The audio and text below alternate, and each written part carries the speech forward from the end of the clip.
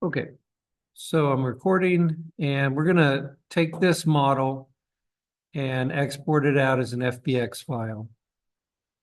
You could try other types of files, but I know FBX is gonna work, so I'm just gonna do it as that. And I want to, I usually select the file. I have lights and stuff in here that I don't want to export. So all I'm gonna do is a file export selection. Because if I export the selection, I'm only going to get this model and the texture map associated with it. I do need to make sure that I export the texture map. So when I go to export selection here, I'm going to open up the options and I'm going to go to edit preset for the export options for FBXs. And I'm going to make sure that this one, embed media, is turned on. So it might be collapsed. If you're using Maya, you might have to actually uncollapse a bunch of things to find it. It's, I believe, under maybe advanced settings or something, but you're looking for embed media and you want to turn it on. Automatic scale factor is fine. I don't have any animation or anything, so it's just gonna just export the mesh. So in Maya, you don't save anything when you set the export settings like this. You just close the window and then you're going to export it out. I don't know that I need all of these inputs, but it's not going to hurt anything to have them on. So when I export, I need to export it somewhere I can find. I'm going to usually put this on my desktop in my class folder. And, maybe we'll make a new folder and call it um, head models or something.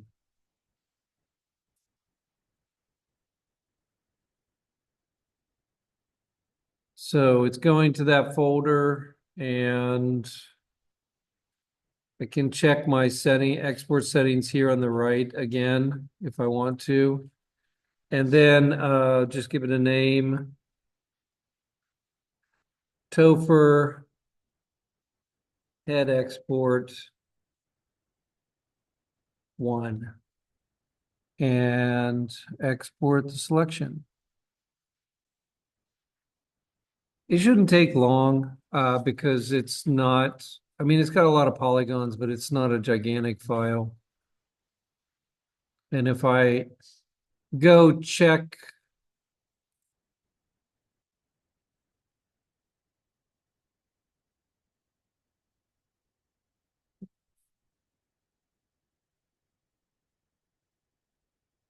the head models folder, I can see it's there. It's about 6 megabytes FBX file.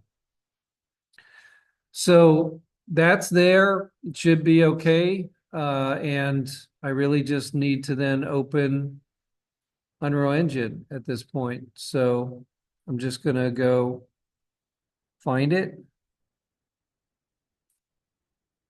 The Epic launcher and open it. And inside the Epic launcher, I am going to use 5.6.1. I did notice that on the machines next door, it wasn't updated to 5.6.1, it was 5.6. So I updated and it didn't give me any problems. So it should be okay if anybody wants to use those machines next door. You should be able to update them without getting any sort of permissions, requirements or anything. So I'm going to go ahead and just, for this, I'm going to launch 5.6.1. And this file, all I'm going to use it for is processing the MetaHuman. I mean, I might make my scene in this file, but I'm mainly going to use it to process the MetaHuman to where I will have it in what's called bridge.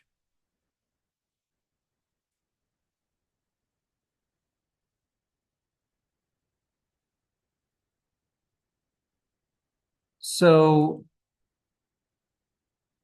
this window is for when you launch the software. If you don't click on any particular project, it's going to open this project browser, and here you can create new projects instead of open. You could open one of these or one that already exists, but you want to create a new one in this case. And I'm going to use the games templates. And the reason I use the game templates generally is because it's got a blueprint set up over here that it turns on. And if you're going to do any interaction inside of Unreal Engine, you're going to want blueprints. And I generally don't want to have too much in this file to begin with. So I'm not going to use one of these templates over here for third person or anything. You can always add those later. Here, I just want a blank, empty project. And I'm going to name it, let's call it MetaHuman Project 1. It's got to be a fairly short name. You can't have a really long name. You'll get an error message if you go too far. And then make sure that it's going to go someplace where you can find it. So I always make my Unreal Engine projects in my class folder inside of an Unreal Engine projects folder. So if I go to our class here, I'm going to go ahead and make a new folder by right-clicking, and I'll call it Unreal Engine Projects and hit enter. I do not put any spaces in my names. I've been working in computers and coding for a long time. And it used to be that you would break some programs if you put spaces in the names. Nowadays, it's not really much of an issue. They usually can compensate for a space in a name, but it's still a good practice generally because you never know if it's going to be an issue. So I just don't put spaces in my names ever. And I capitalize new words. And if I really want to put a space, I'll put a underscore or something like that. I'm going to go ahead and select that folder and save this project to it.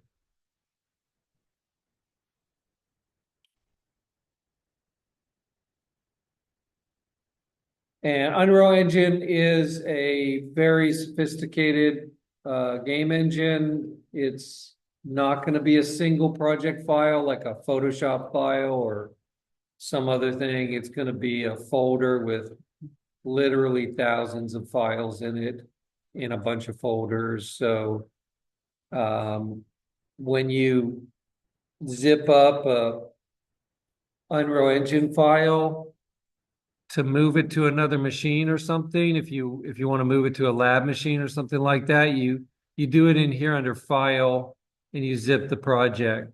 And that's going to take all of those files and folders and zip them into a single file, a zip file that you can move to a drive or something. So sometimes these projects end up being 15, 17, 20 gigabytes just for the Unreal Engine project file.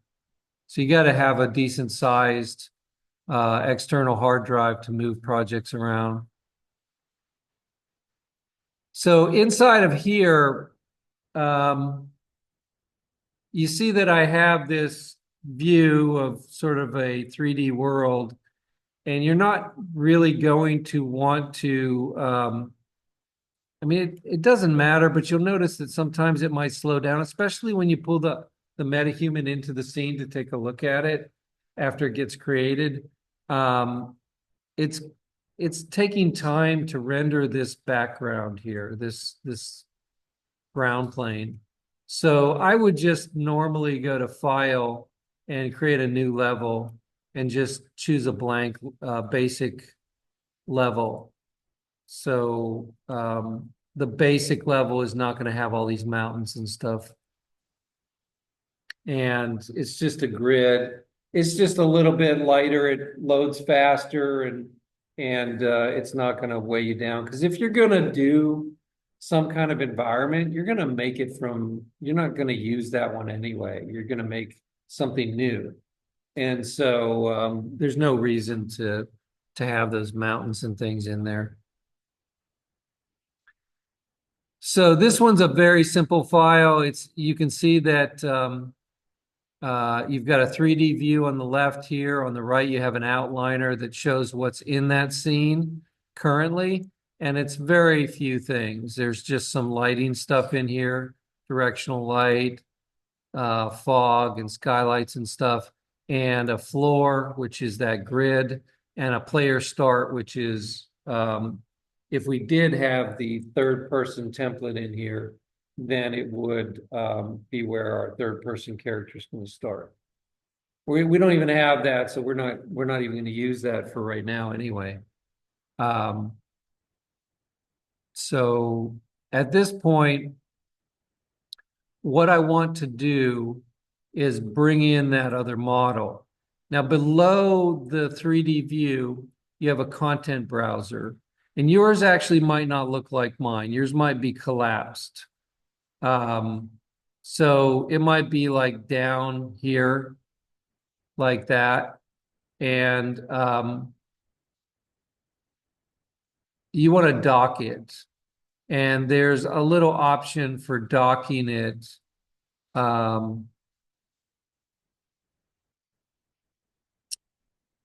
And let's see, if I grab this and bring it out to a floating window, let me see if I get an option to dock this.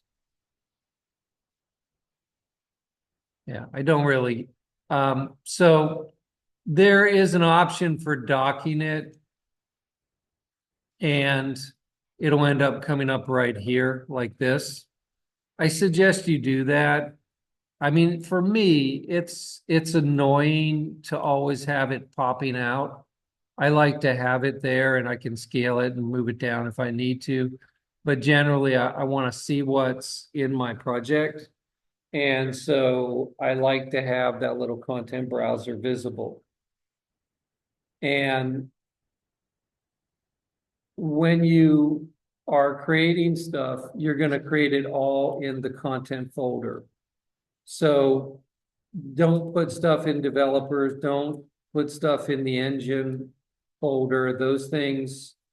If you see them at all, because yours might be turned off, there's like options for turning that stuff on. Once you turn stuff on, they stay on. So I turned mine on a long time ago. But all we want to put stuff in is in the content. And we're going to make folders. So if I am going to add, in this case, a head model, I would go ahead and make a folder for it by right-clicking in the empty area down here and choosing new folder. And I might call it, I probably wouldn't call it a really generic thing like models, because there's going to be other models folders in some of those other folders that are in the left there under the content browser outliner. I'm going to instead, I'm going to call it, I probably wouldn't call it a really generic thing like models, because there's going to be other models folders in some of those other folders that are in the left there under the content browser outliner. I'm going to instead, I'm going to You call it My Models. You could put the name of your MetaHuman. You can put your name on it, whatever you want to do. But I would give it something like a more unique name than Models, so that if you're searching for it, you can find it more easily.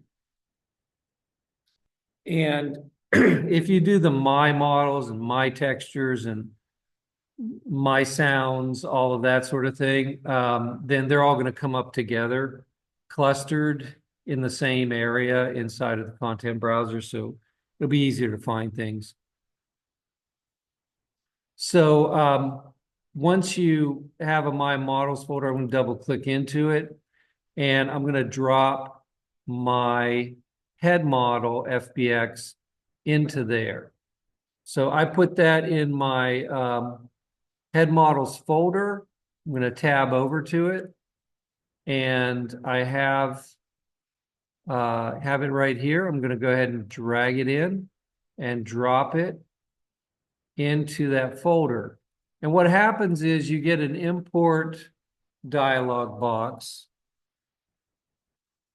And for this particular thing, there's not really anything that I think you need to do. It's going to import the textures. That should, I think, be turned on by default. Detect the normal map.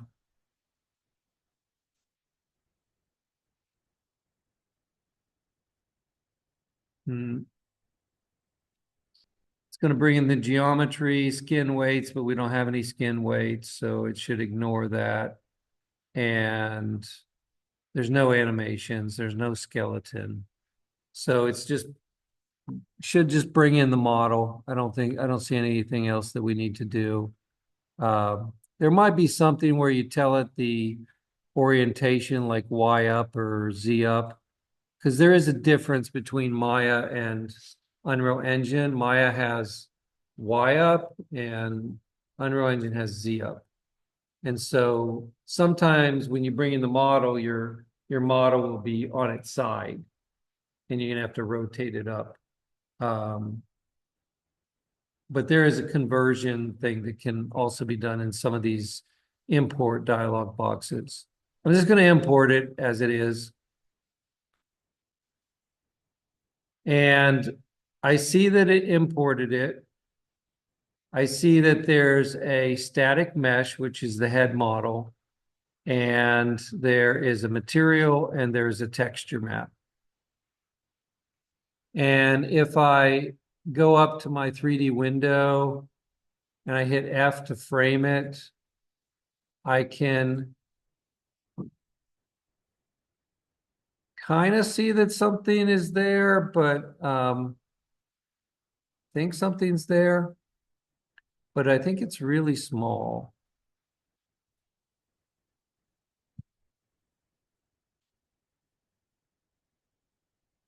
Oh wait, that's player start.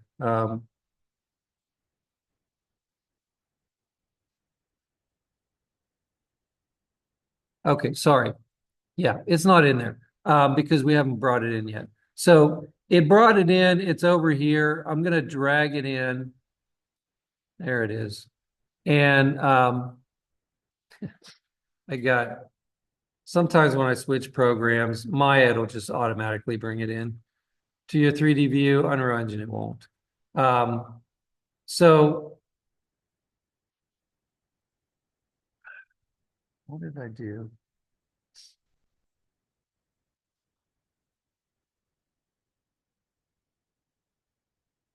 Huh, weird.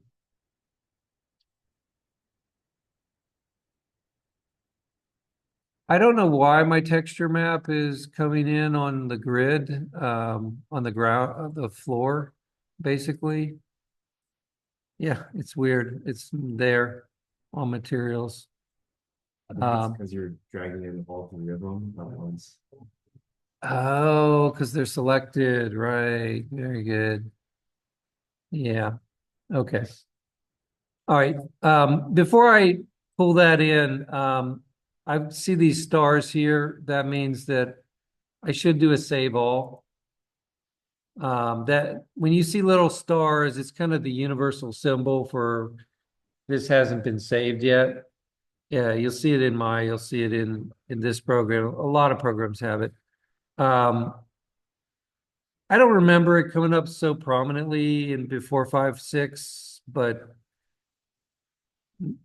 it's good to save quite often in Unreal Engine because if there's something in the lower right of the interface that will tell you if everything's saved. It'll say all saved. And as you build up saves, if you get like 10 saves that it hasn't been saved yet, it could run out of memory and crash, and then you won't be able to actually save it.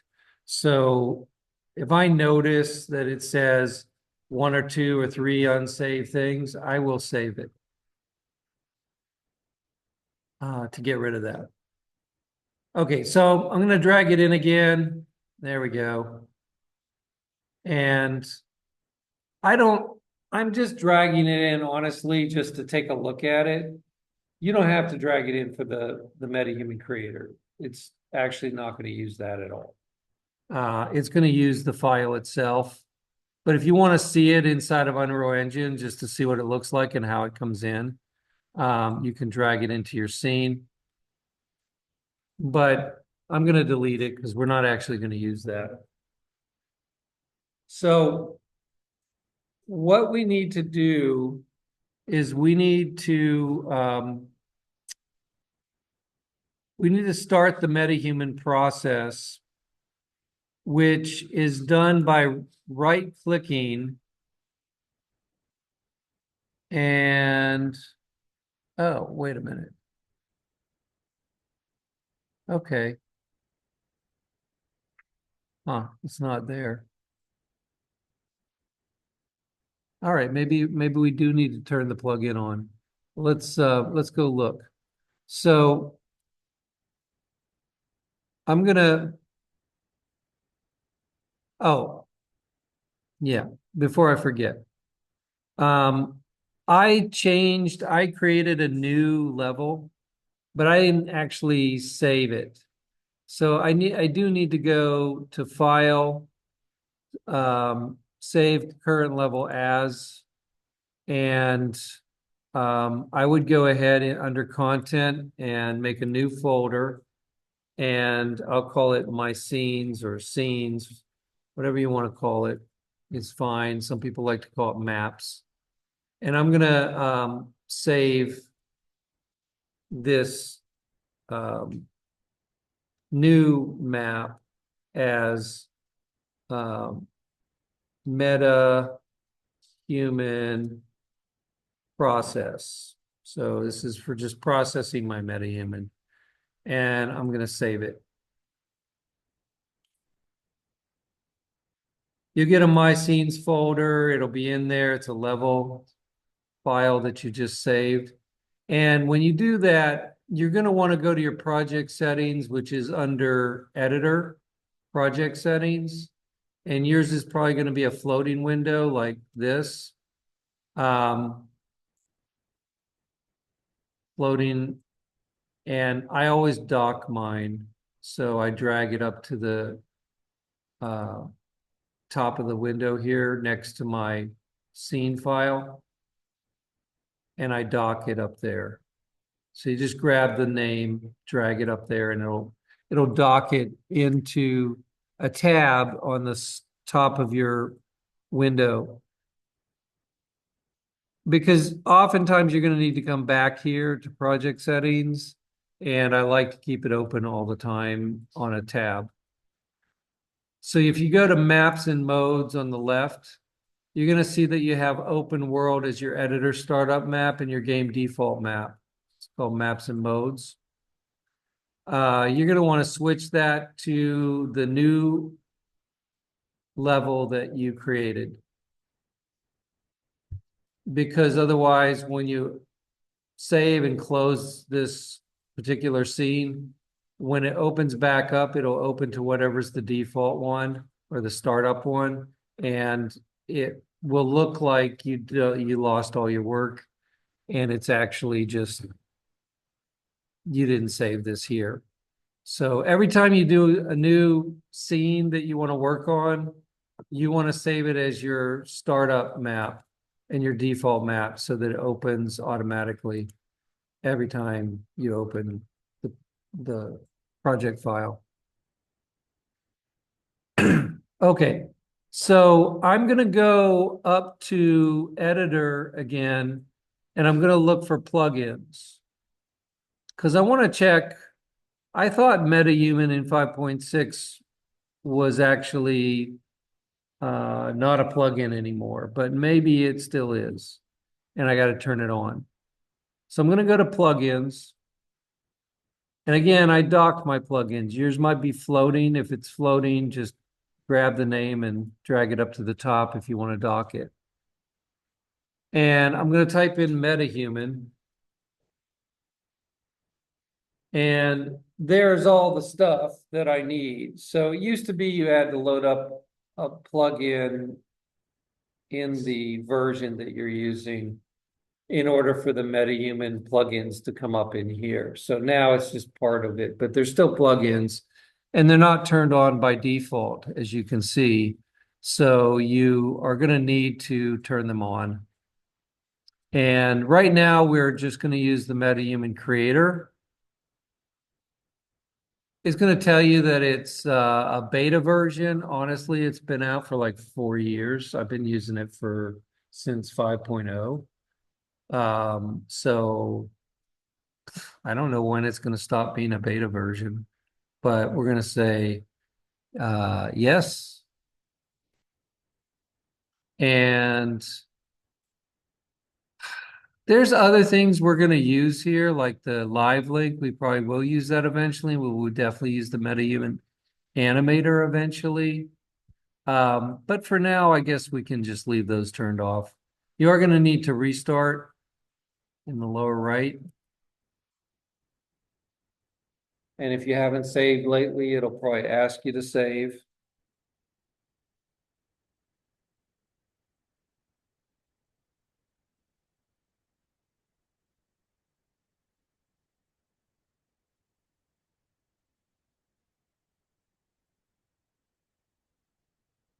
And once we get the plugin turned back on, we should see stuff in the menu for MetaHumans.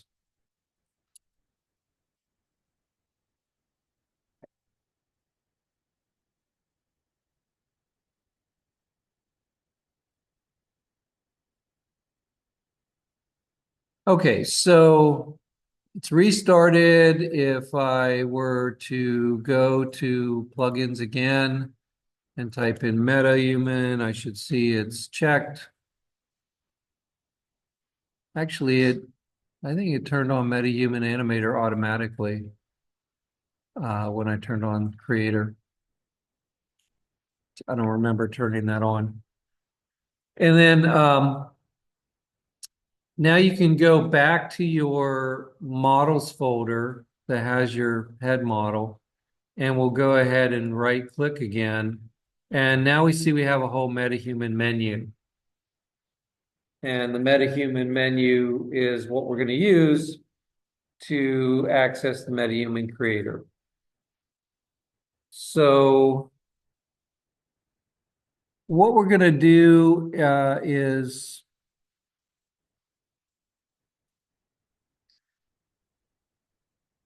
these are actually if you hover over them, they will tell you kind of what they do.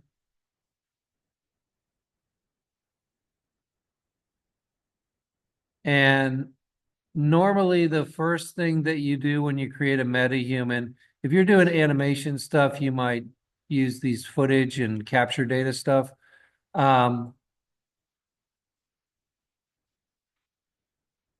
Yeah, we're not using either one of those right now. And we're not using capture source, but we're just going to go straight to MetaHuman identity asset. So I'm going to go to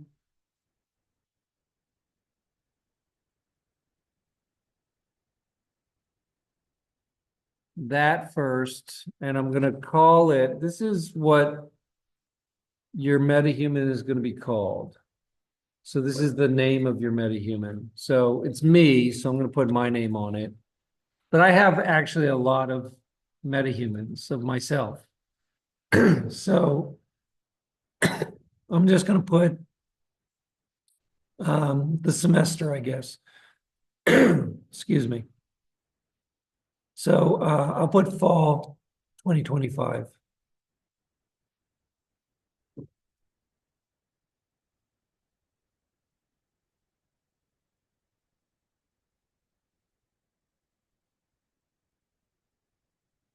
And then I'm going to go save that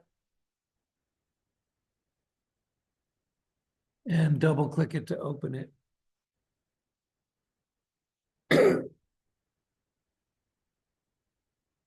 Okay. I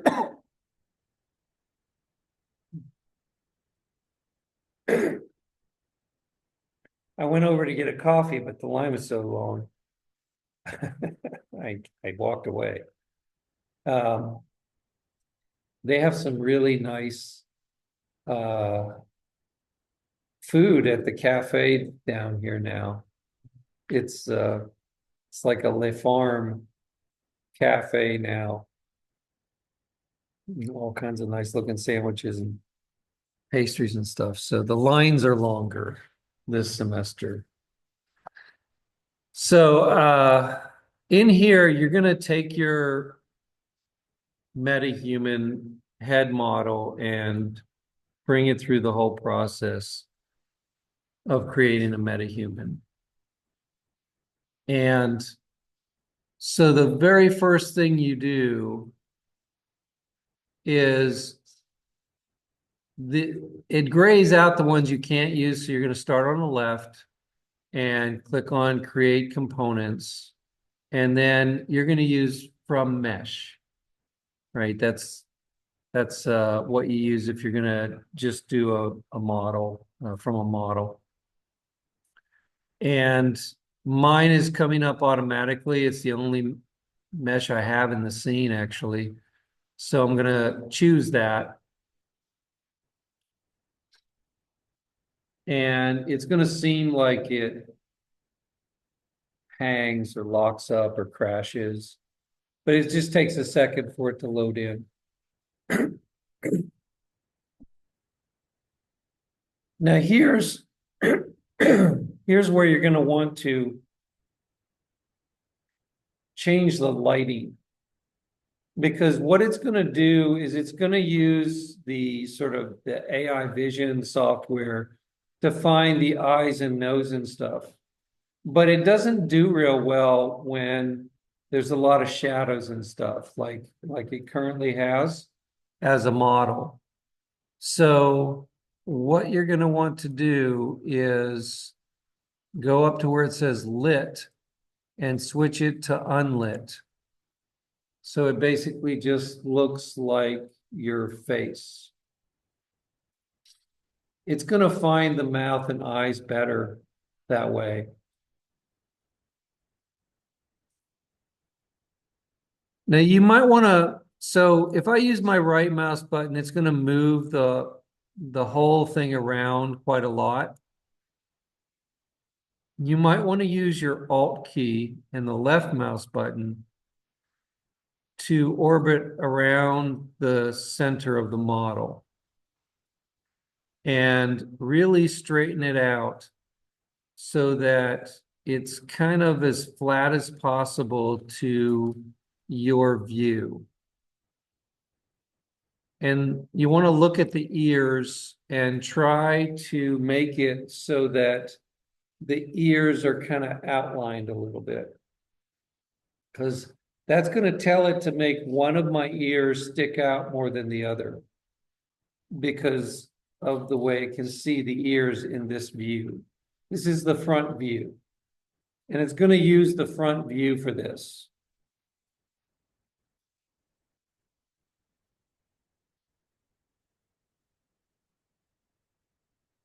And you kind of want to just make sure it's really sort of straight and towards you. You don't want the forehead like tilted towards you so that it's too big, and you don't want the chin tilted towards you so that it's sticking out. You want it really like as close as you can to just being straight up and down. And the eyes kind of looking right at you. And then you can zoom in a little bit with your wheel, or you can probably use let me see. Yeah, Alt and left and right mouse button doesn't work for that. So my wheel is working, and I would probably want to fill up the frame a little bit more with my face.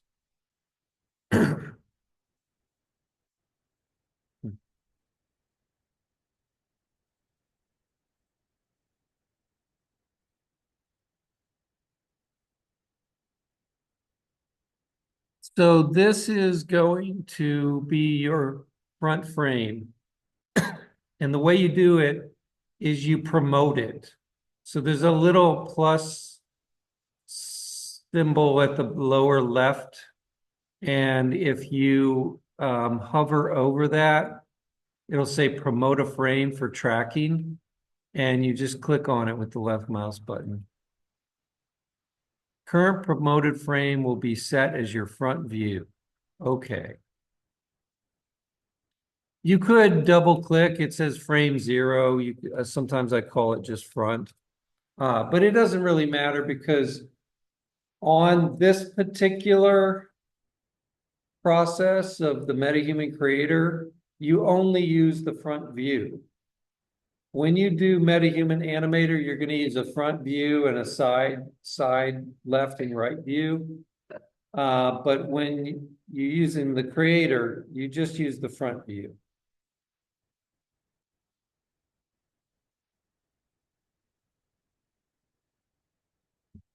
And so once you do that, we've already promoted to frame. So there's a little button up here too. It's the same as this button down here. I've already promoted the frame and it's called front now. And now I'm going to track the markers. So if I click that, here's where I was talking about. It finds where your eyes and mouth are and does a green outline on it. You can zoom into this to see it closer, to see if it's accurate. Generally, I think it's pretty accurate for me. I could go in here and grab these and move these around if I thought it wasn't accurate. If I thought maybe the eye was too squinted, I could go and move these a little bit to make it follow my eye better. And sometimes I do that because one of the problems with the MetaHuman animator is sometimes the eyes are too small and beady, like they're little compared to some people's eyes. Some people have kind of bigger eyes, like my eyes are sometimes bigger, and I end up not having quite as big eyes as I think I should have. So you could go in here and move these around. I'm going to go ahead and leave it where it is because I think they're pretty close. And then once you get those where you think they should be, then you can promote to frame, or sorry, identity solve. So we're going to identity solve next. Now, when I hit identity solve, actually, it doesn't give me an error. It's the next step that might give me an error.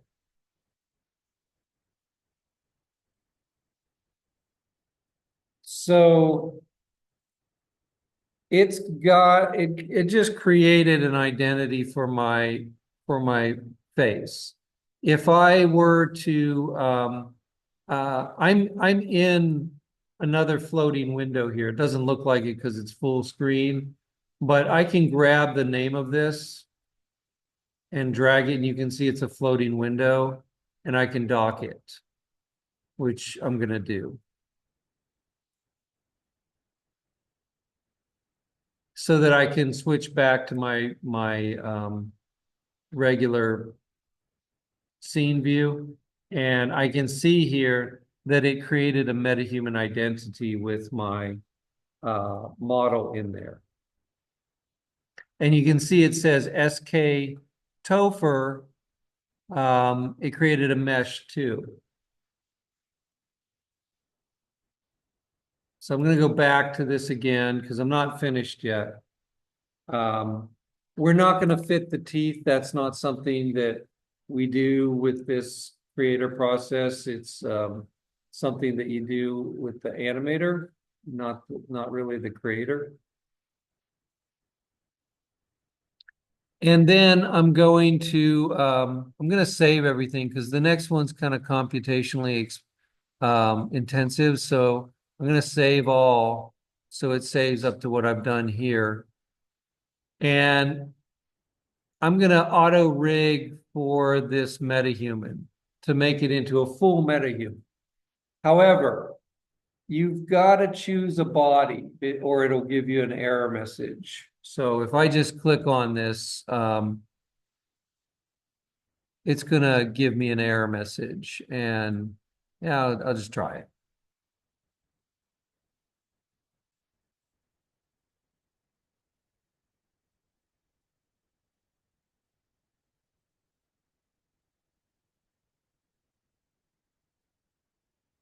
Okay.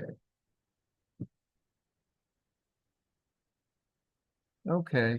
Um, okay, maybe that changed. Let me just see something. Yeah, that changed. Okay, interesting. So used to be you had to choose a body. I don't even see an option for that anymore over here.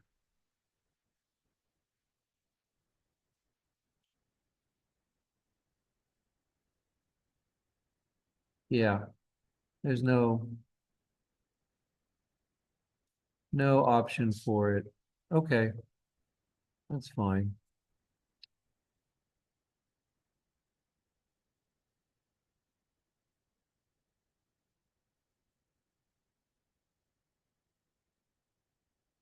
Okay.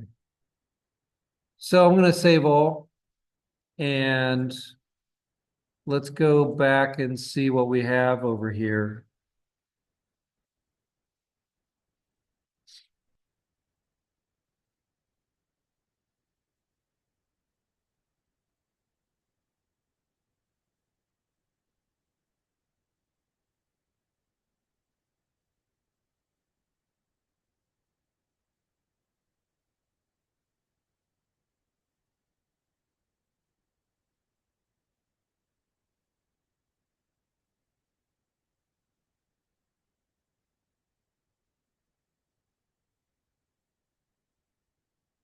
Now, if I open the mesh, you can see that it does have some features.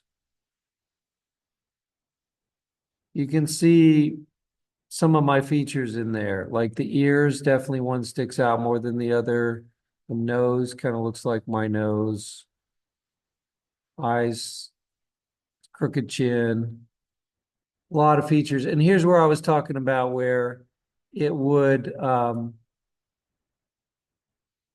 give you little bumps on your head. Like I look like a Star Trek character with the little bumps on my head there. And that is something that we can take away. So we can get rid of that.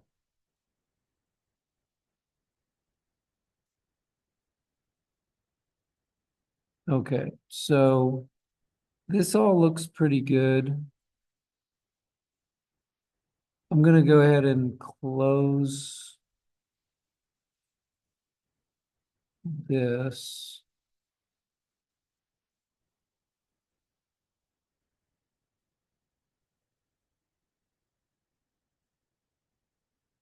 Okay. So what I'm going to do, I'm going to go to Bridge and see what's there. And I want to see something before I do that.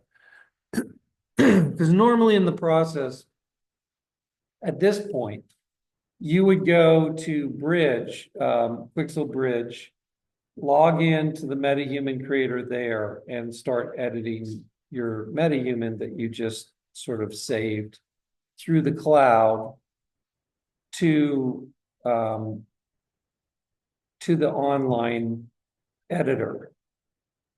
But this new version 5.6 is supposed to have all of that in here where you don't have to go through the cloud anymore. So I'm actually interested to see because I'm going to open this thing called MetaHuman Character here. I just want to see if this is um, just I just want to see something.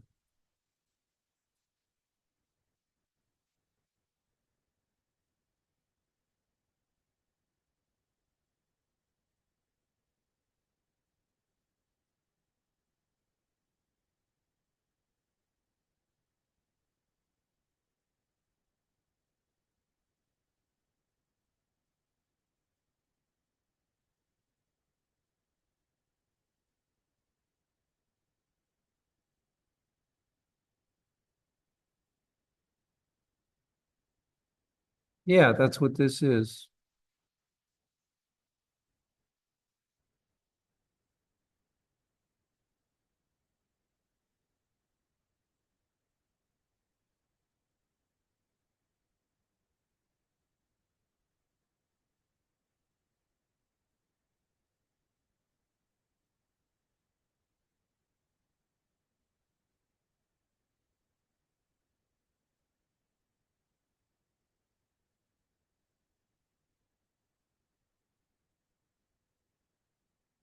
Okay, it's having me restart.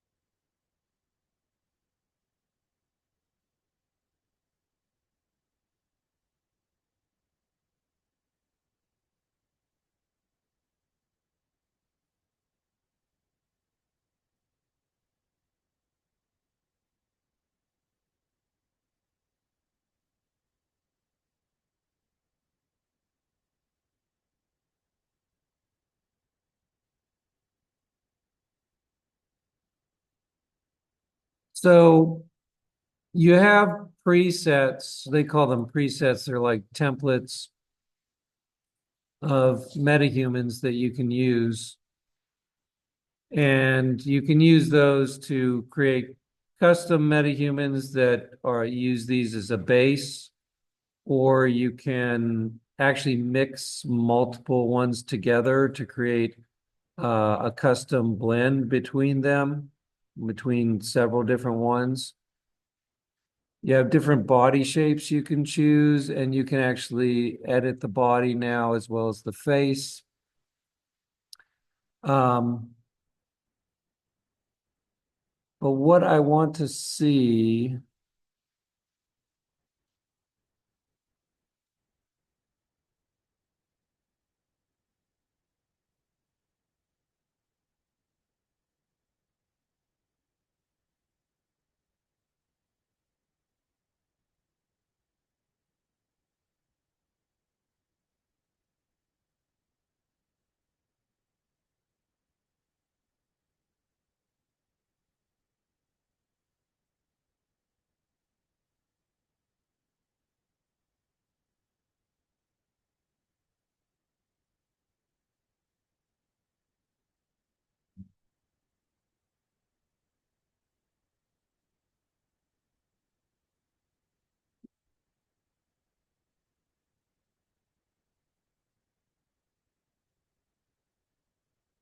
is how we bring in that other one that we just made.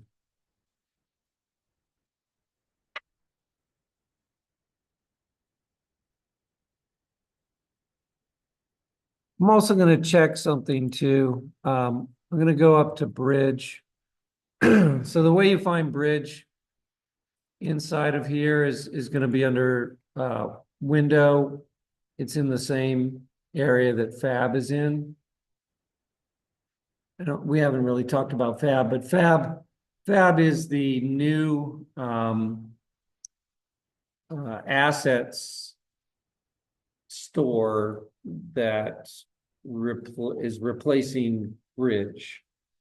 Bridge used to be where you would get you had a couple of different, you had Bridge, which was all free assets, and then you had an asset store where you could get paid assets. And basically they took both of those things and put them together into Fab. So if you want to get assets for your scenes later on, we'll go to Fab. But that's not where any of the MetaHuman stuff has been for all the iterations since Fab came on. It's been still in Quixel Bridge, where that's originally where the MetaHumans were placed. And so I'm going to go up to Bridge here. And I want to log into Bridge. See if I can log into Bridge. Yeah.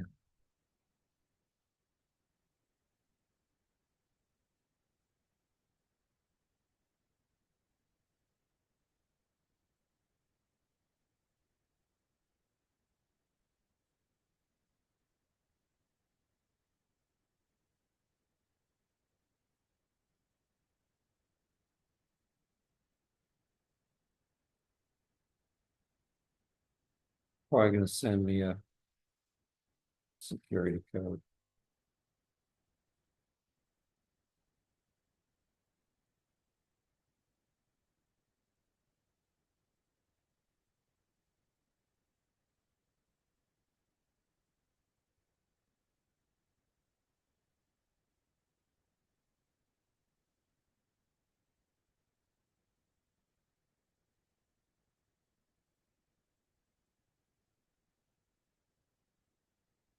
So it could be that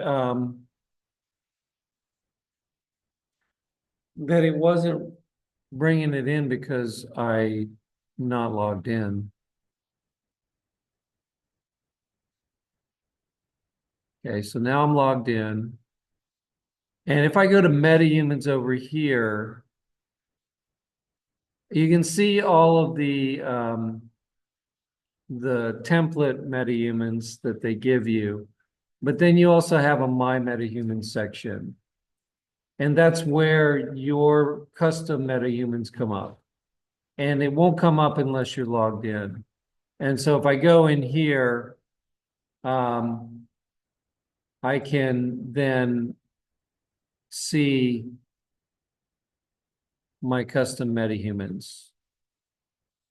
And you see there's other versions of myself in here, some with some freaky hairdos. And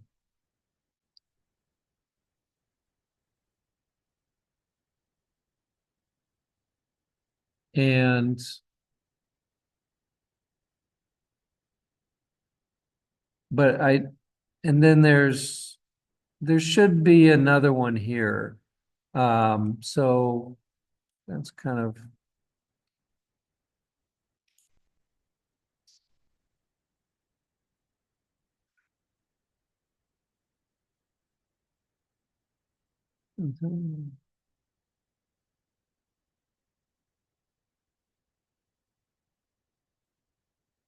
okay, we did that.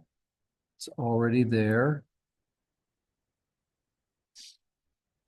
And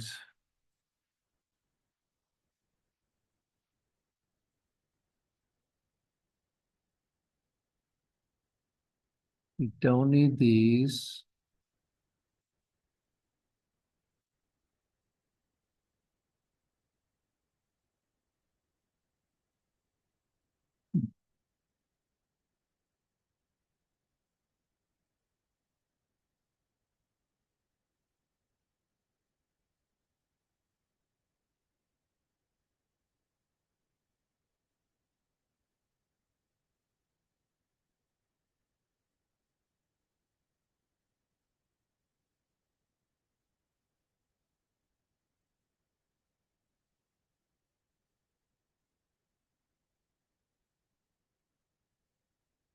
Okay, so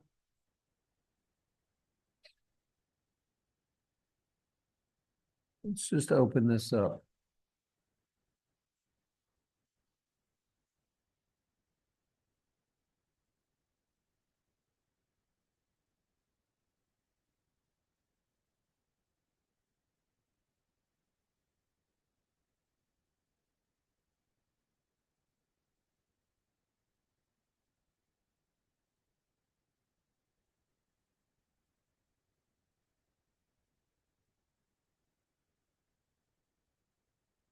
All right. So I think we're going to need to take a break for a minute because this is different than what I'm used to. And apparently, uh, there's not the steps that I'm looking for. Um, Normally, it would just process it. I'd choose a body and it would be um, it would be there, but let me just see something. Let's get rid of this character one because I wasn't logged in. Try it again.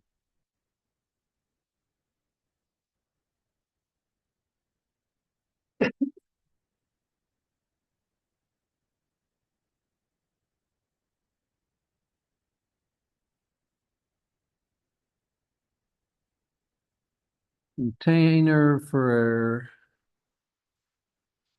data associated with a MetaHuman. Okay.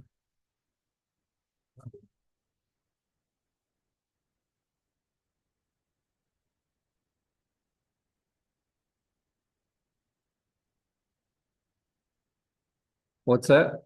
I don't work. That's it's weird. I had to like go into the Epic Games launcher, and go Unreal Engine in my the current version. I had to go into options and make sure that the MetaHuman creator core data was in there, and that's where I got all of the preset stuff. You went where? Sorry. So in the library, like your options, this Oh. automatically, this is not. Oh, yes, you're right. But I managed to do that and actually have like all of the presets and everything. Okay. Yes, I remember doing that before. But actually, I thought I turned all that on. But you're right, that's something that has to be done. Um,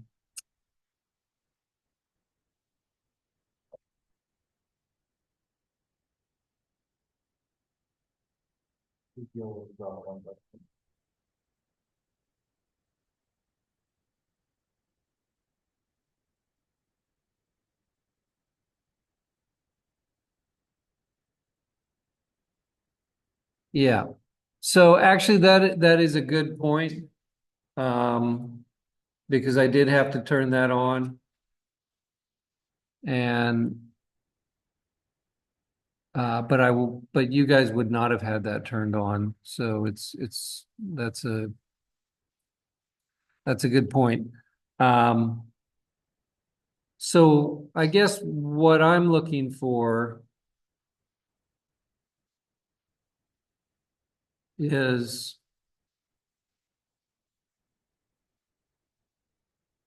did you get your custom MetaHuman that you just made to come up in there? In the character creator. Does it look like a generic MetaHuman or does it look like your It MetaHuman? has somewhat of my face, and then I use different metahumans to build out a body. Okay.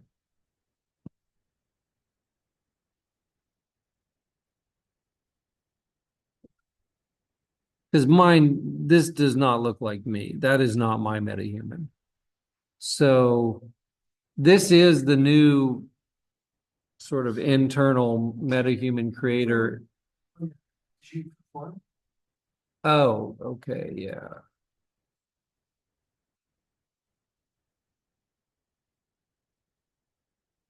Oh, okay.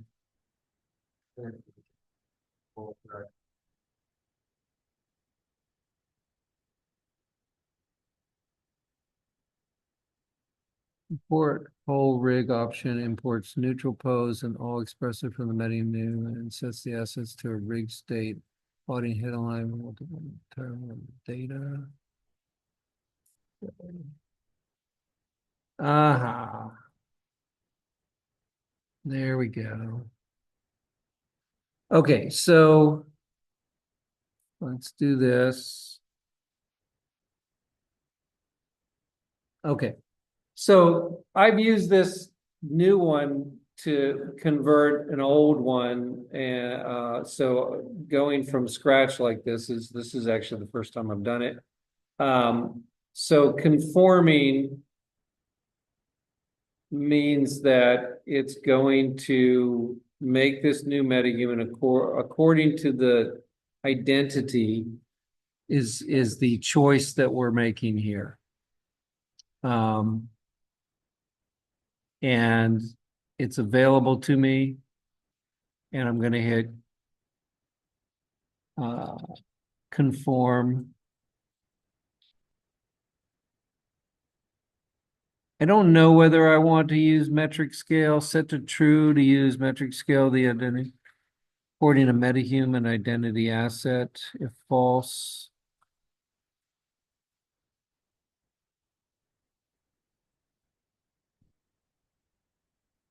Huh. I think I'm going to leave that off and hit conform. Okay, well, I don't know.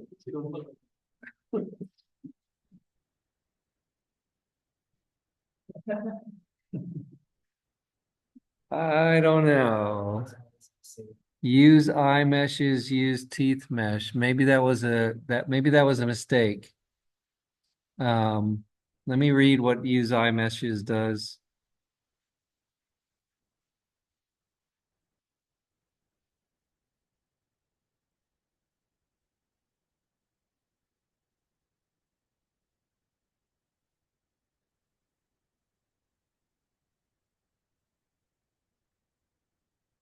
I kind of feel from the look of those eyes that something's not right there. I'm gonna try turning that off and conforming again. Hey. All right. Now, since I did not have any teeth showing, I think I would not want to turn off the teeth thing, because there's nothing to fix on that. But okay, so what it did was it put the default MetaHuman's eyes in when I had that checked, which my eyes are not even, like my eyes are not symmetrical. And so when I turned it off, it basically placed them according to how my asymmetrical eyes are placed. And now it looks much less creepy than it did a second ago. All right, great. That's progress. I'm going to save that. So I can see that it looks like my face and it came in pretty well. Now I want to try to deal with those bumps on my head. So the first thing I think that I would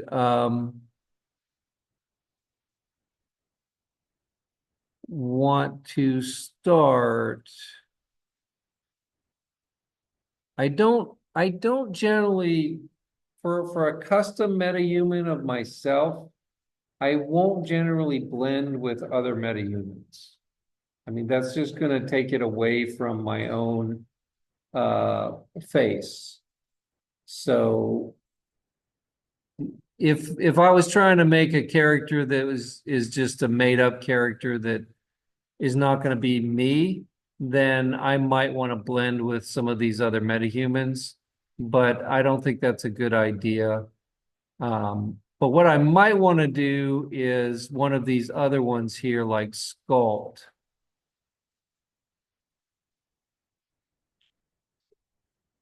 what I'm looking for is the regions thing that I was talking about earlier that will allow me to just drag a slider to reduce the influence of the model on the head part there. And because things have moved around a little bit, I'm gonna have to look for a second here to see if I can find it.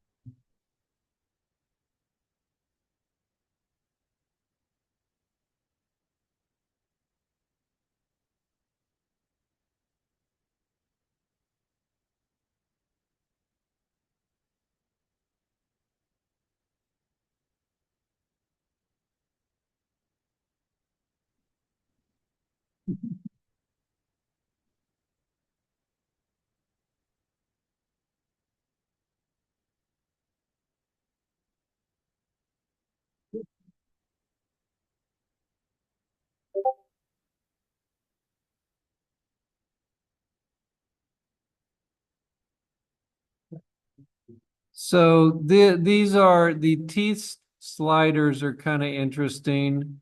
You can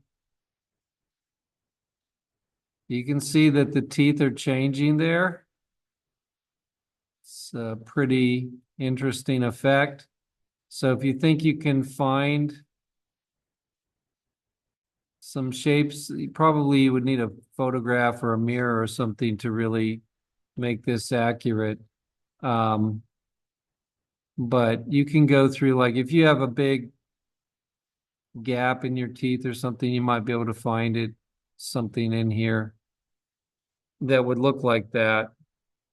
These are what they call parametric um, sort of character creator that allows you to use a slider to go between different models of different shapes that are sort of in the system.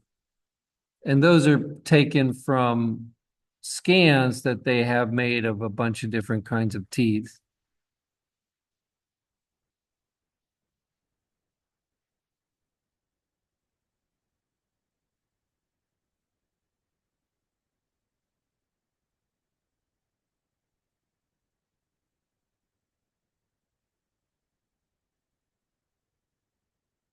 They even have a tooth length thing. I have no idea what that is going to do.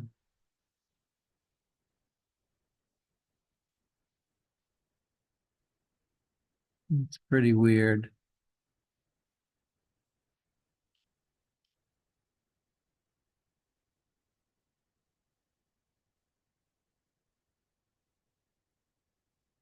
Oh, they have two. Wow. If you click on tooth length, you can switch to tooth spacing, upper shift, lower shift, overbite, overjet, worn down, polycanine.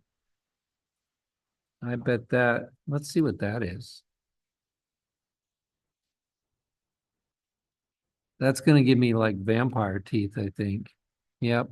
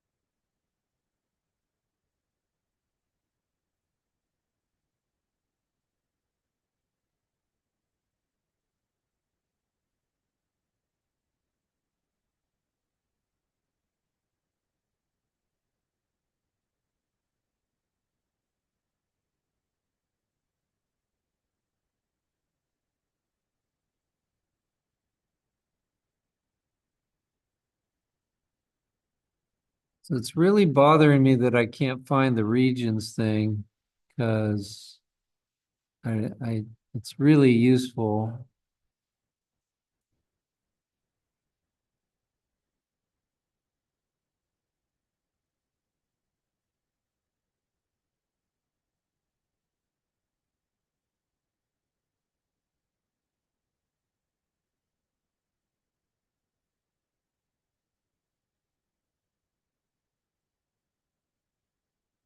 Okay, so I think probably I should do a Google search. So let's try that.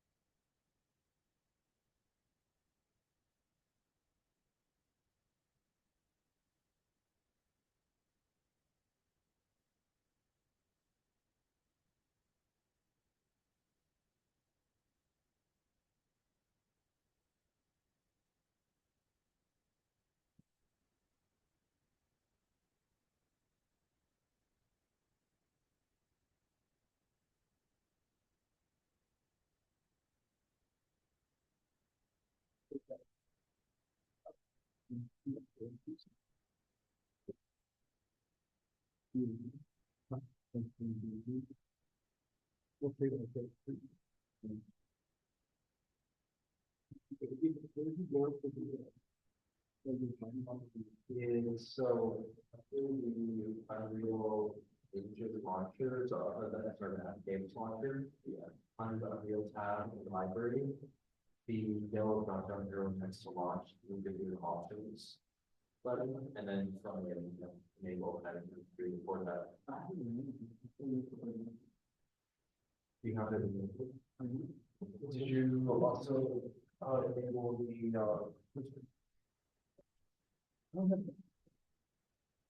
I mean, it's quite, maybe it's still like, oh, it's still like smaller than what I would. It doesn't have like a. No, this is still small, yeah.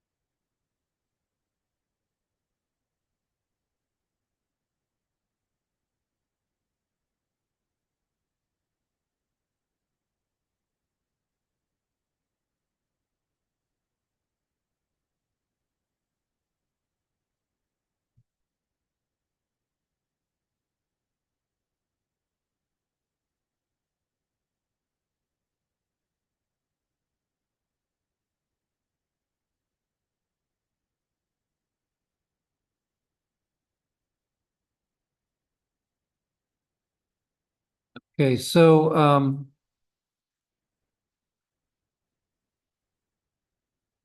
I'm gonna keep looking for it and hopefully I can find it, but um I suppose I could try to just pull these sculpt regions in, but that's not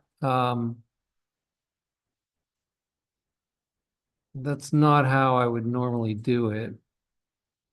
So I can like drag, you can see its symmetry is turned on, symmetric manipulation is turned on so that both sides are going in. and I can kind of reduce those bumps, but they're still there a little bit. So I need to find where that slider is, and I don't see it right now. Oh, I mean, I guess it says manipulated, and it says size. Actually, it might just change the size of like the actual driving dots. I was gonna, maybe thinking like how blended and proportional it is, and even like change the size of like what area is it like if you drag it, like the size of the area, but I think. For the manipulator, But you can try to lower it and then drag it across into. it is changing the size of the dots, but Um. but I think that so what it looked like, what if I can find it, is that it had a picture and you hover over different regions like the forehead and the top of the head and the nose, and then you could select that and then move a slider to reduce the influence for that region. And it was really useful for something like this. But I don't see it. But I can't imagine that they would not have it in here because it's just so useful for something like this. So it's here somewhere. I just, for some reason, maybe it's under one of these. I think this is just different lighting setups. We're looking at LED 0. So let's move on. I'll keep looking for that, but let's move on to the face materials. So there's stuff in here for teeth and eyelashes for placing those on, but the skin is not there yet. And so you're going to want to keep paging through here and and add a skin. And you can see it added skin that I would not have chosen. And there's a bunch of them in here. So there's a tone, but it's not the tone, which is, I mean, the tone is important. This one's needs to be changed a little bit for me.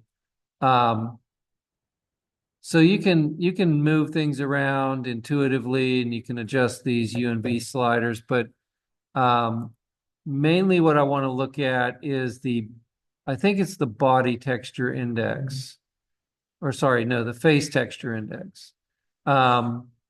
So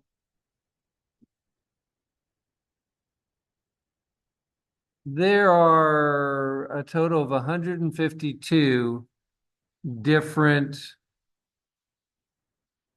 choices in here for skin.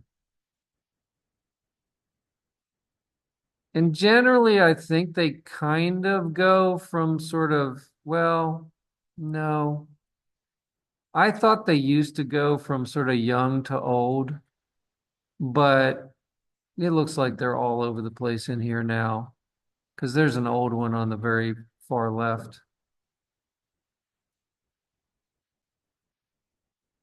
So unfortunately, I think that looks like my dad. It's going to look weird without eyebrows or anything or facial hair. But you're going to have to go through there and try to find one that you think kind of looks like your skin. It's not going to be your skin. It's not going to be exact. If you have a particular,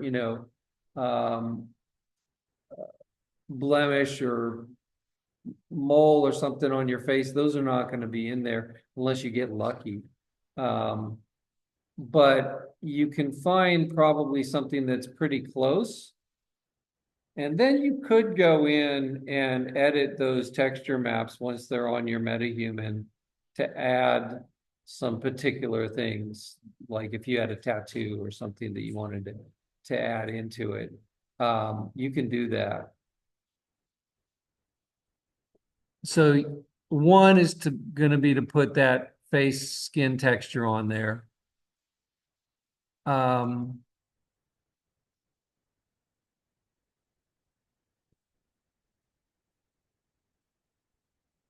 there's some index filters here.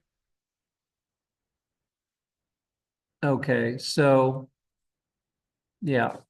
So if you want to add or adjust how the wrinkles are coming up, I don't know, like on this one, whether, let's see what happens if I put low. I didn't see any change there.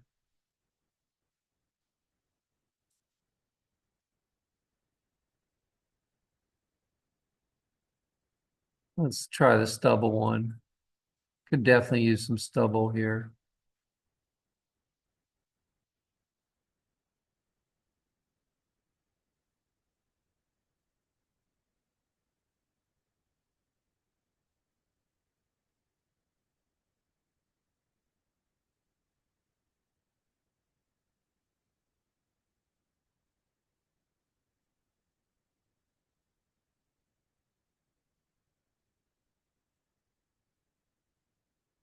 Okay.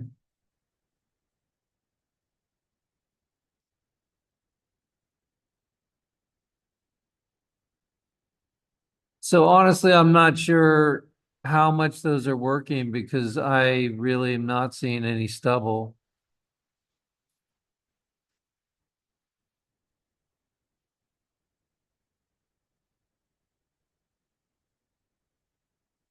I wonder if that's um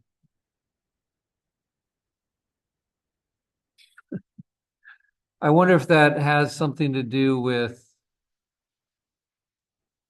just filtering out different of the skin texture maps that are going on there.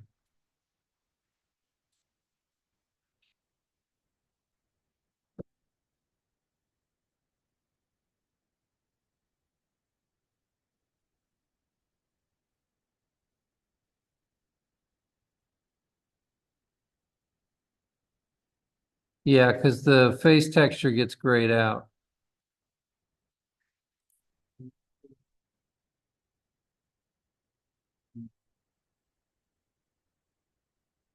So this is going to take you a while to probably look through and find something that you might like.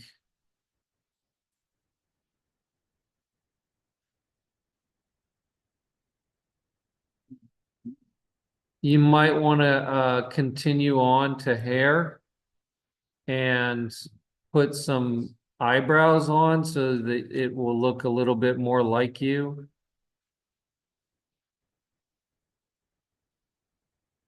Unfortunately, you're probably not going to find your exact eyebrows.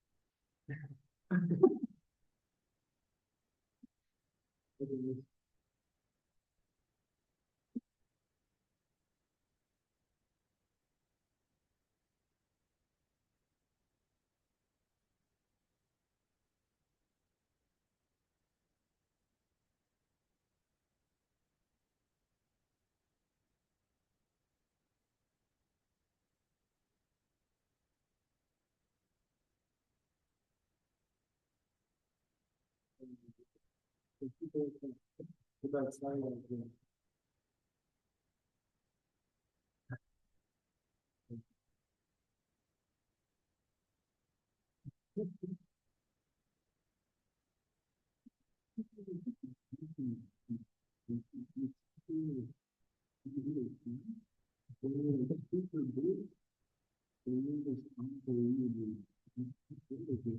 So you're gonna start with a certain body type and then you're gonna edit it.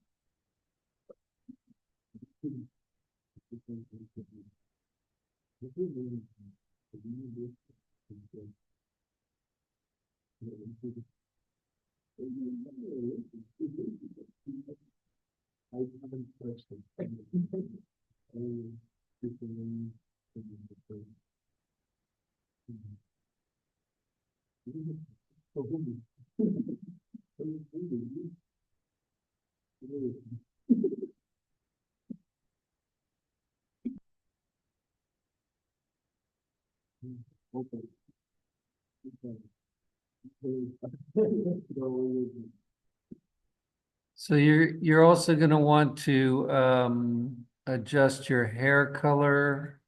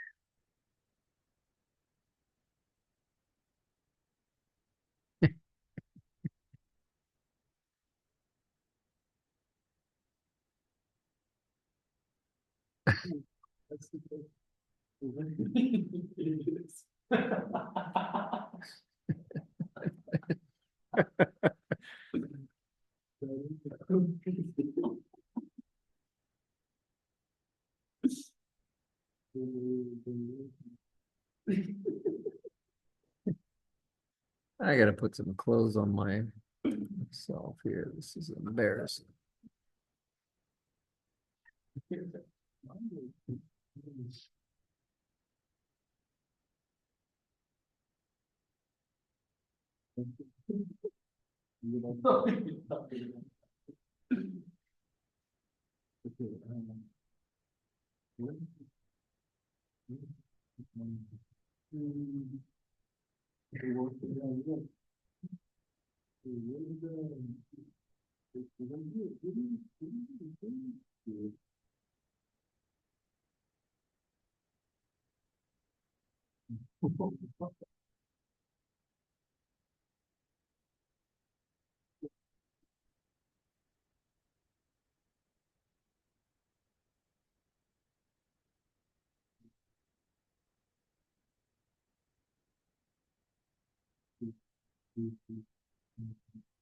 Okay, so there is a outfit that you can see that they don't really have many outfits here. I'm only seeing one outfit. In the original MetaHuman creator, there was like, I don't know, 6 outfits. And like pants and shirts and different combinations of shoes and stuff. But it's like they removed a lot of that here. Unless I'm just not seeing where it is. So there are some outfits that we can go get on Fab. So I'm gonna go find an outfit that I can bring in here. So first I'm gonna pull this out and dock it so I can come back and work on it later. That really doesn't look like me. It looks more like my dad.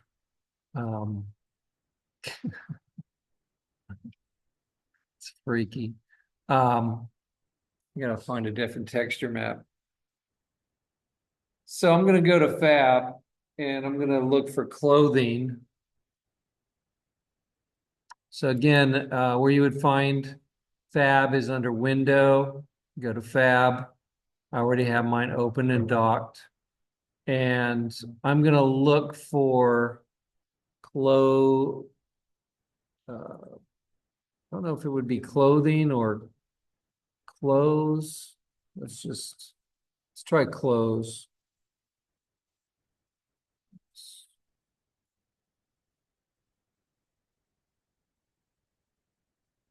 And I want free, so I'm gonna go find price and I'm gonna turn on free.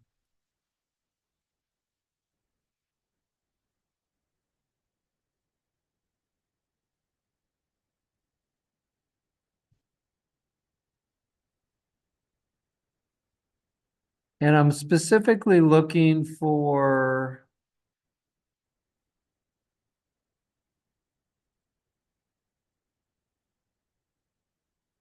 something that was made for the MetaHuman, sort of as a demo clothes. It's called I think it's called tech clothing.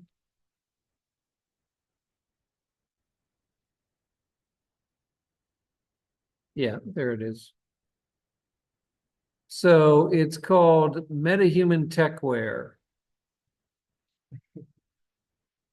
Now there's a lot of other stuff in here that's actually free, and I don't know if it was made to fit the metahumans in a way that's this tech clothing does. So the metahuman tech wear is called parametric clothes, meaning it resizes automatically for the size of your metahuman.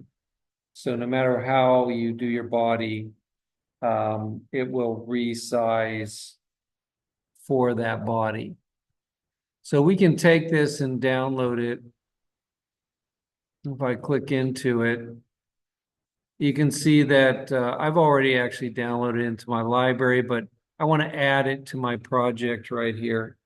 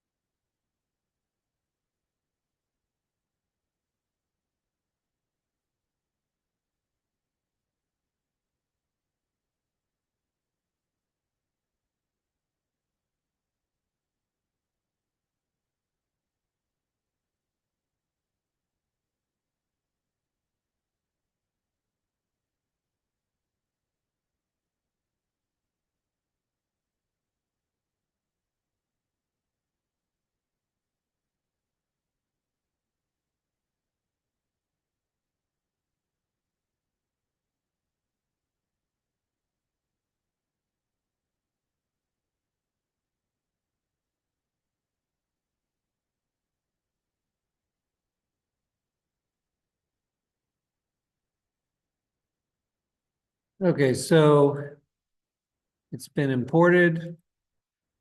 It's going to be, it created a Fab folder since I downloaded something from Fab in my content browser. And under that, there's going to be now a MetaHuman area. and a techwear outfit. And you can go into that and find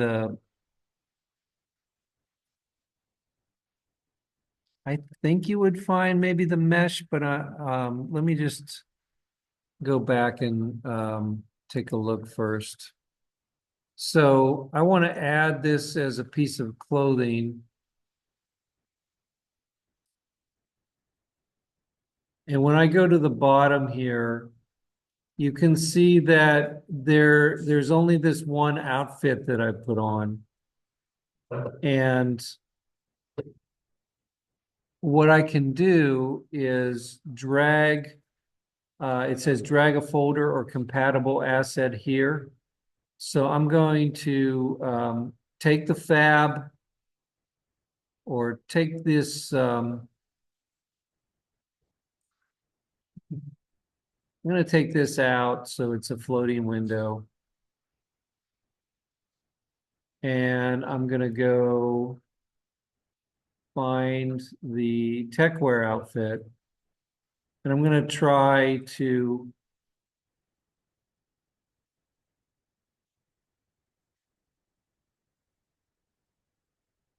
see if this is the right thing to drag in. I've done this once, but I don't remember if this is the right thing to drag in. Let me just try it.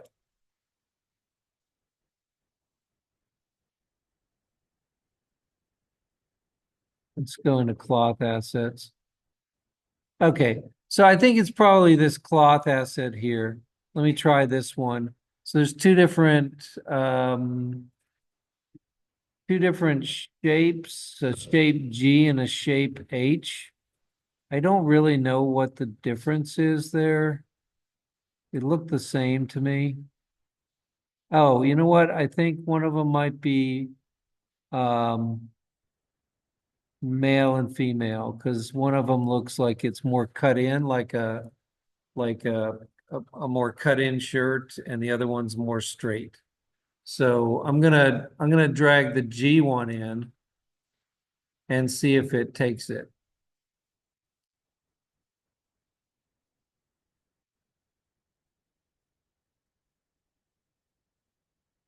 Hmm, okay.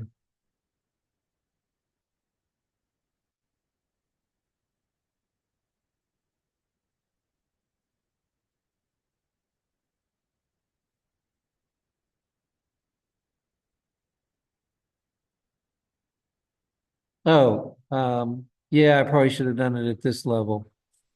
Okay.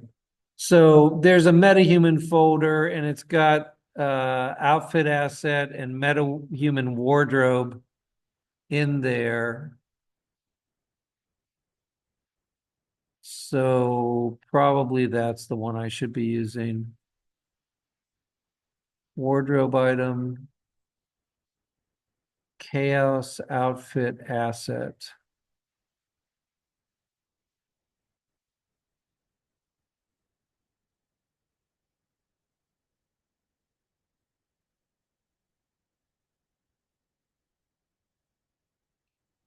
Okay, that worked.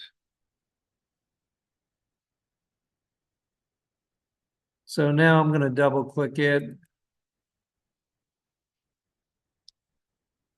And it should resize.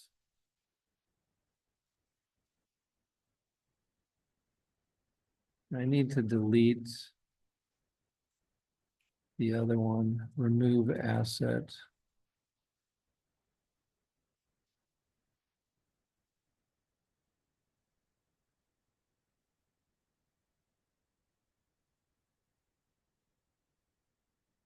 Okay, there it goes. So if it has a little clothing symbol on it, means that it's actually on your character.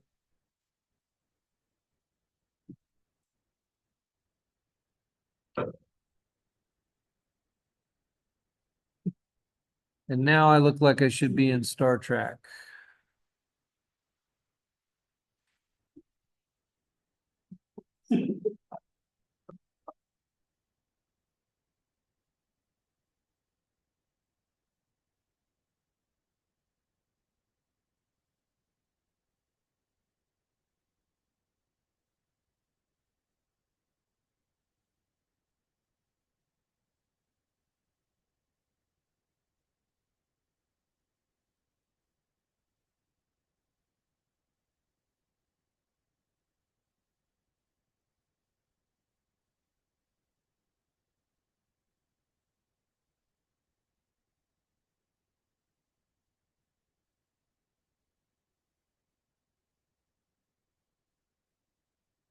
Okay, so if you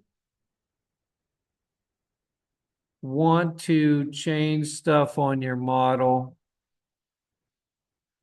this is what they're calling parametric, a parametric model, where you can choose kind of the basic body type that you think is okay for your character. And then if you decide, oh, well, I need to bring the waist in or out, you can using these sliders here.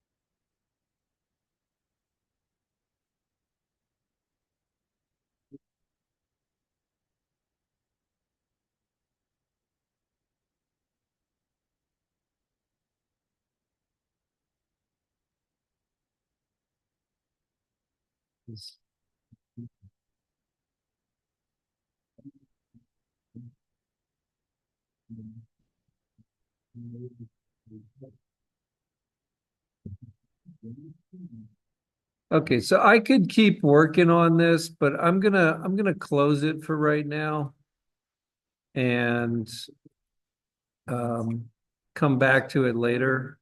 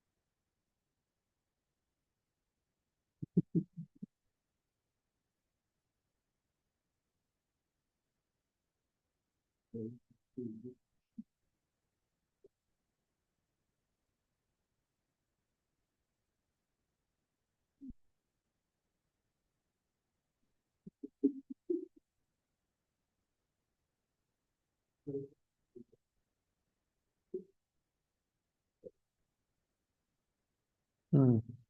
So I got this message when I went to rig it.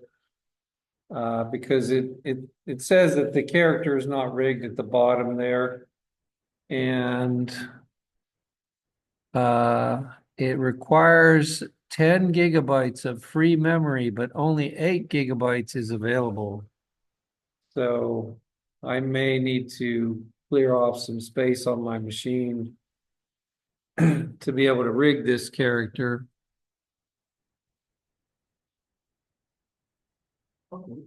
But we'll try it. But I have quarter of a terabyte.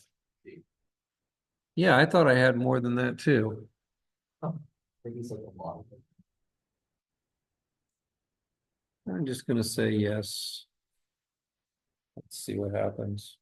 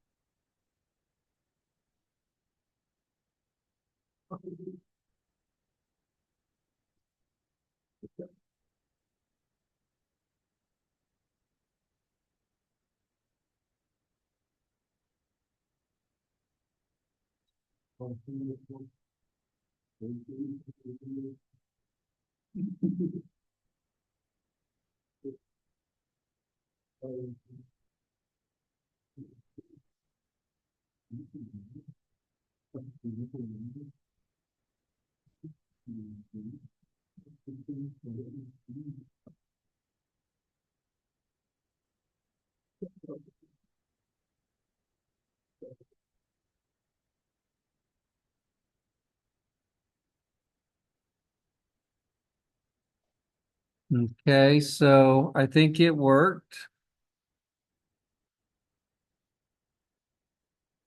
So now it's telling me that I need to download the texture sources, so I'm going to do that next.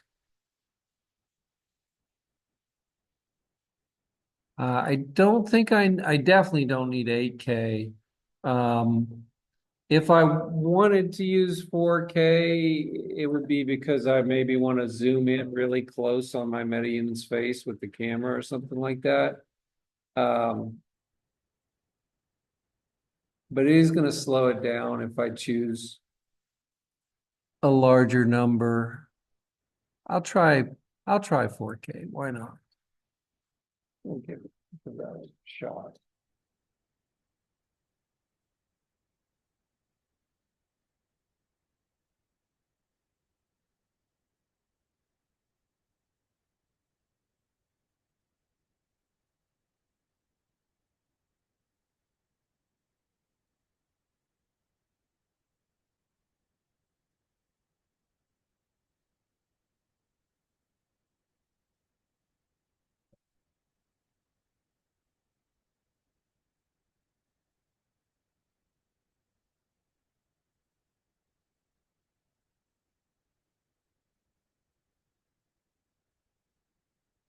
So once this finishes, I should be able at that point, I think, to assemble it.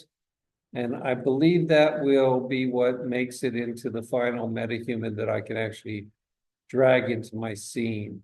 So it's not actually in my scene in here. I mean, it's in the project file, but I can't like drag it from here into my Unreal Engine scene. It has to be a finished MetaHuman to do that. And right now it's not.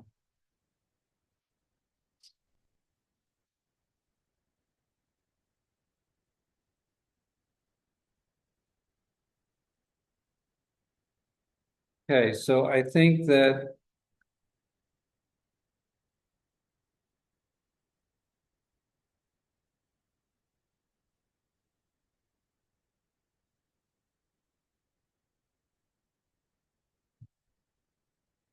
that's done.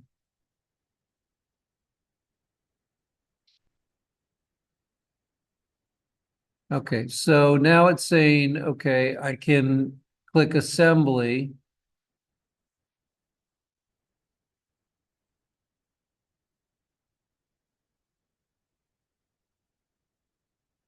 Refresh.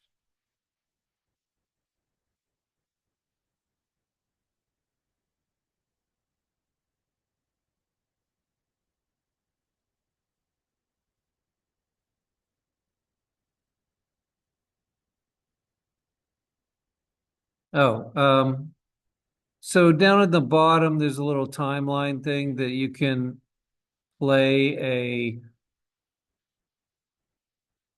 idle animation on it to see what it looks like animated.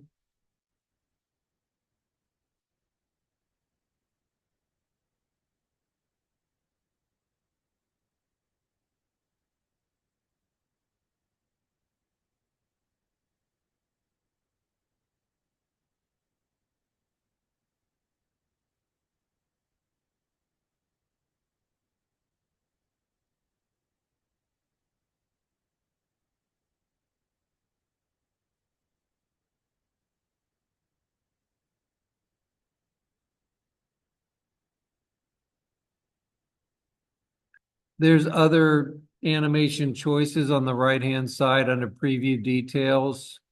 If you open up body animation, for instance, you can choose different things here. There's a body range of motion.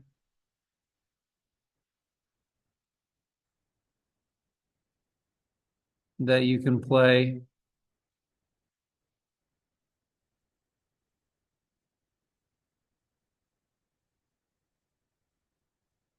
Whoa.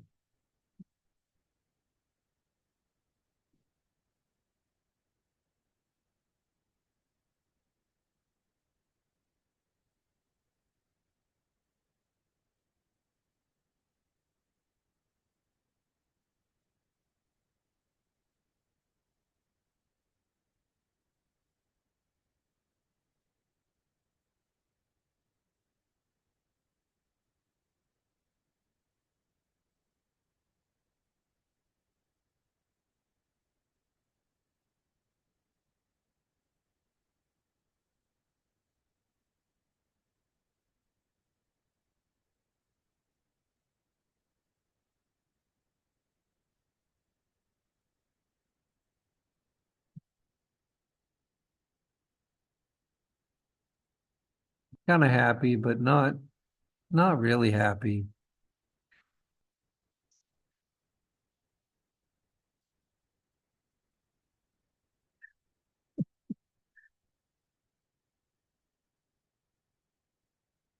It's like I'm trying to be happy.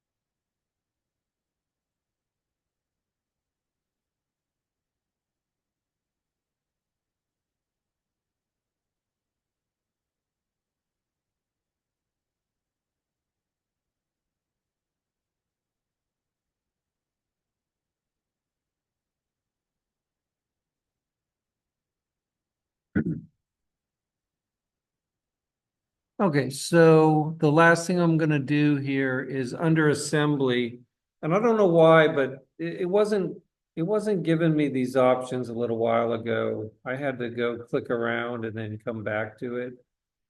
And now they're back again. But I want to download this to use in my Unreal Engine scene. You have different choices here. You have UE Cine, which is going to be like the highest resolution character for a cinematic, uh, either animation or really cinematic game. Unreal Engine Optimize, which is going to be much more for real-time games. UEFN, Unreal Engine for Fortnite. And then some kind of DCC export. I'm not sure exactly. I'd have to look that up, what that is actually going to be used for. But I want mine to be, for now, I'm going to do the UE Cine, which is the default one actually. And the directory I want to put this in is going to be, yeah, game MetaHumans is fine. Topher 2025. Can see if I can put a little longer name there. And assemble. Avengers assemble.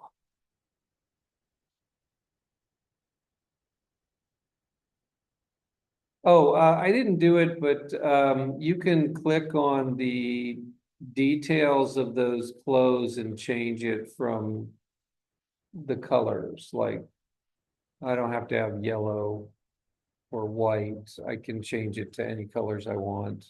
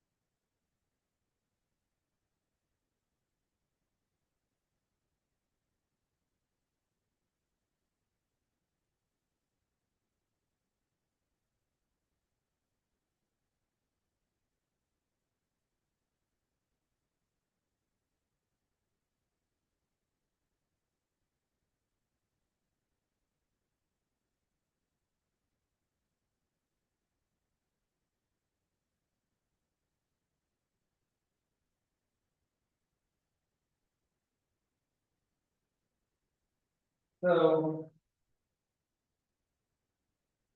we're gonna need to look around and see if we can find other clothing that is gonna work. I mentioned a couple other things like MetaTailor has sort of a free trial thing that it has this kind of parametric type of clothing, I think, in it.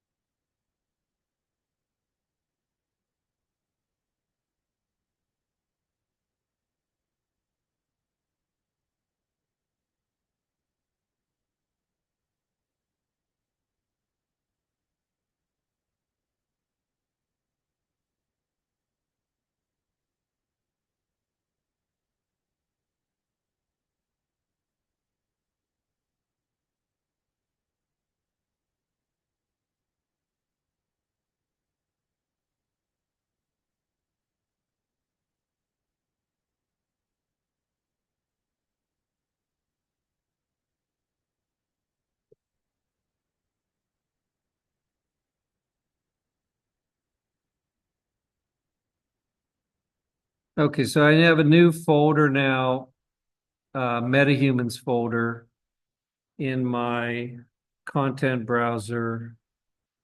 Inside of it, I have the name of my character, Topher Fall 2025. If I go into it, there it is. And I can save it because it's got a little star on it.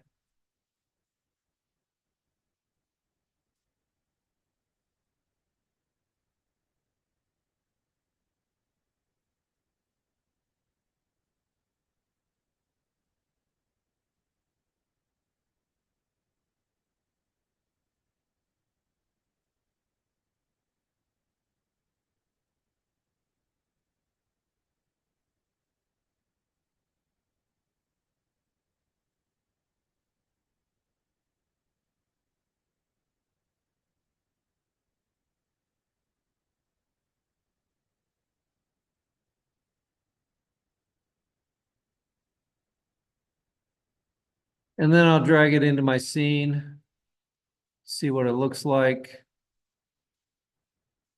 I'm gonna frame it.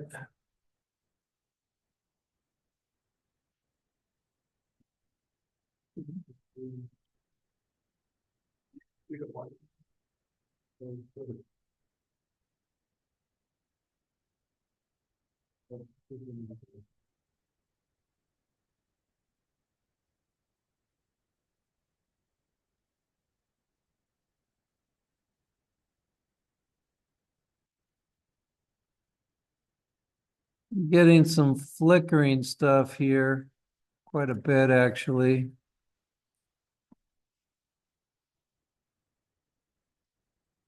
There's some things on the hair that we might have to set.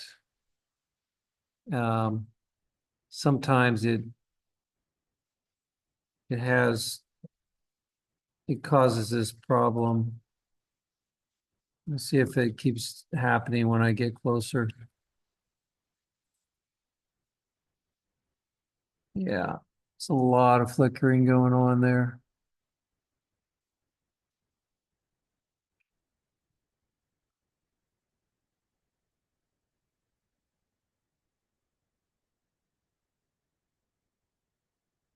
I think my directional light's a little weird looking too, so I might want to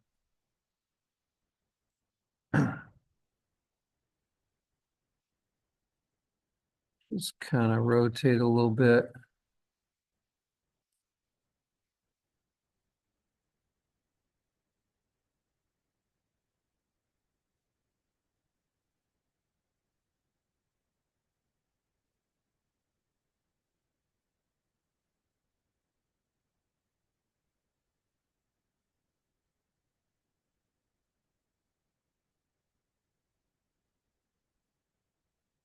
A little better.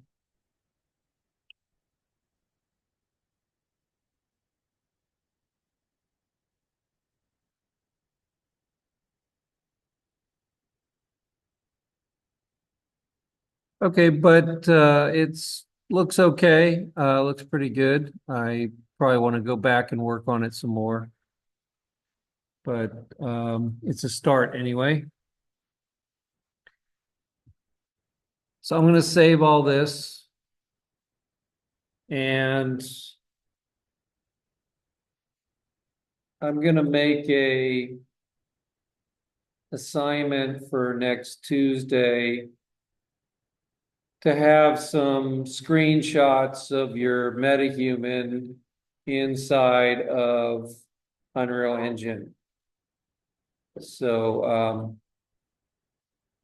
and you can just keep working on it between now and next Tuesday to make it as good as you can get. If you can go on to Fab and try some other clothing, see if there's any other clothing that will work on the metahumans that are in Fab. I don't, it's so new that I don't really know what's going to work and what's not going to work in there. Yeah. So let's think of typical thing that happens in the for some reason. We can go to your project settings and then change the collision channels to regular channels, not just. Okay. It's Yeah, it also could be my settings as far as my like whether it's on Epic or Cinematic and stuff like that. I'd have to go back and look through there. And it may not show up in a render at all. You know, it might not.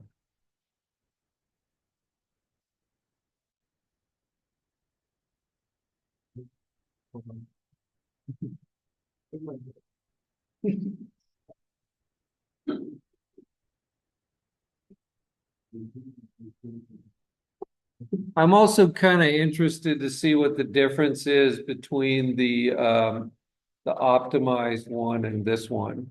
Like I might go back and export it because that wasn't an option before. Like you didn't have that option. What's that? I did the cinematic one, yeah. So I'd be kind of interested to see what the difference is. I might just go back in and change his shirt to red or something and export out another one that's at the optimized and see what it looks different. It could be a lower texture resolution, but it could be some other things too. Experience. So we do have some basic like orange and clouds, microscope, right? And like and usually Unreal is always fast that sort of good there because it tries if you have Lumen enabled, it tries to like simulate particles, density particles, and those are pretty important. So if you change the virtual patterns to regular, it usually just like really soft them and stops that movement, but constant simulation of atmosphere. Well, I don't know what to call it in English properly, but yeah. Yeah. I don't think it's really an issue, and if you do render it, I don't think that issues with it showing up. No, I haven't either. And sometimes where I've seen that happen is that on the metahumans, they have a layer of fuzz on their skin. And if you delete that, it gets rid of that. I don't know what it is exactly why they have it on there, but that could be what's causing it. These metahumans do look a little better than the older ones. I don't think my lighting's great right now, but I can tell just the look of them is a little nicer.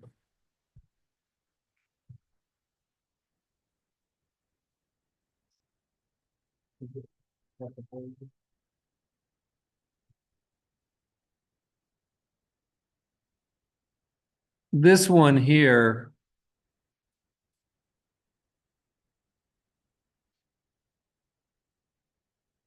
is a similar one, but it's actually an older MetaHuman that I upgraded to 5.6. And it looks as good as the one we just made. And in some ways, it's kind of nicer because it had certain things that apparently they've taken out of the MetaHuman creator.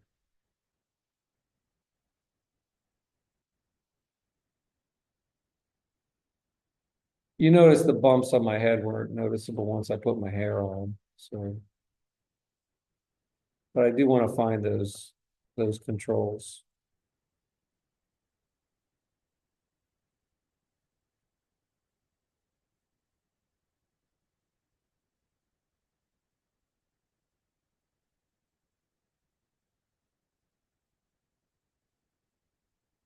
So yeah, this one is just a earlier MetaHuman that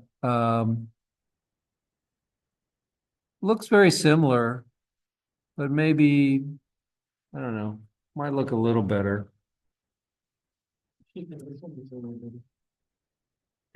Well, maybe it's like more time to tweaking it. It'll also be good. Yeah, could be the lighting. Lighting's a little better too. And it's got a HDRI skybox, which is contributing to the light, making it look a little nicer. You okay?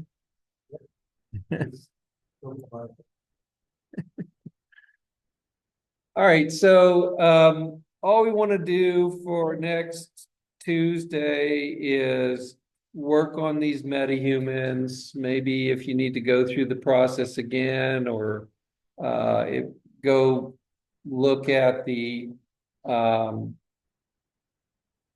at some of the controls in there. We didn't really use much. Honestly, I need to go back and look through some tutorials from the recent things that went since this 5.6 came out. Because I think there's some things in there that I'm missing or can't find that are probably still in there. I just need to find them. So Unreal or Epic had Unreal Fest not that long ago, and they had a lot of demos on the new MetaHumans and stuff like that that you could watch and maybe get some additional things that you can do on yours. And then what I want to do also is see if there's any other parametric clothing on Fab that we can use so that we don't all look like we're from Star Trek, but have some other look, you know.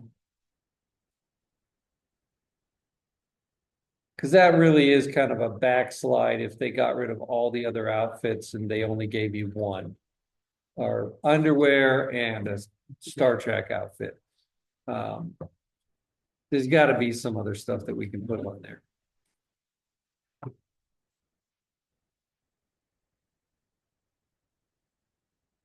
So have a good weekend. Thank you.